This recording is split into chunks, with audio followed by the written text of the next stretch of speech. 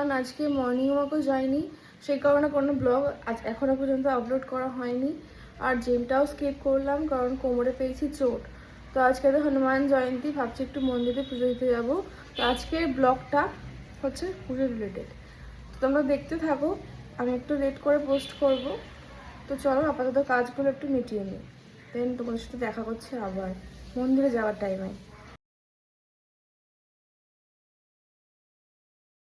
এসেছিলাম cake delivery করতে, আর এখন তো ফুলের মালা পাবো না, ফুল শেষ প্রায়। এই জাস্ট একটা মালা পেয়েছি ভাগ্যক্রমে। এখন যাব মন্দিরে। তো মন্দিরে তো চলেই এসেছি, গিয়ে দেখছি এত পরিমাণে ভিড় আর এত লাইন পড়েছে। যদিও সন্ধেবেলা আরও ভিড় হবে, তো তাই ভাবলাম এখনই দাঁড়িয়ে পুজোটা দিয়ে দিই। দেখলাম কিছুক্ষণ পর লাইনটা একটু করে আগাচ্ছে। যাই হোক, সামনে এগিয়ে যেতেই ভালোভাবে ভিডিও নেওয়ার চেষ্টা করলাম। তোমরা যারা বাটানগরে থাকো তারা নিশ্চয়ই এই মন্দিরটা সম্পর্কে জানবে। নুঙ্গি স্টেশনের কাছেই রয়েছে আমাদের এই হনুমান মন্দিরটি।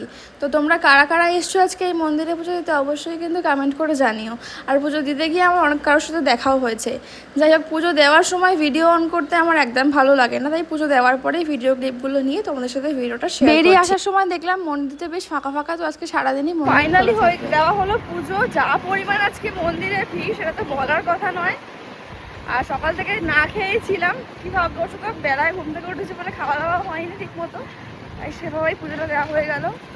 এখন যাচ্ছি বাড়ির দিকে, গিয়ে আবার খাওয়া দাওয়া করবো। তো ব্লগটা এখানেই শেষ করছি, দেখা হচ্ছে অন্য ব্লগ খুব তাড়াতাড়ি। জয় বজরংবলী।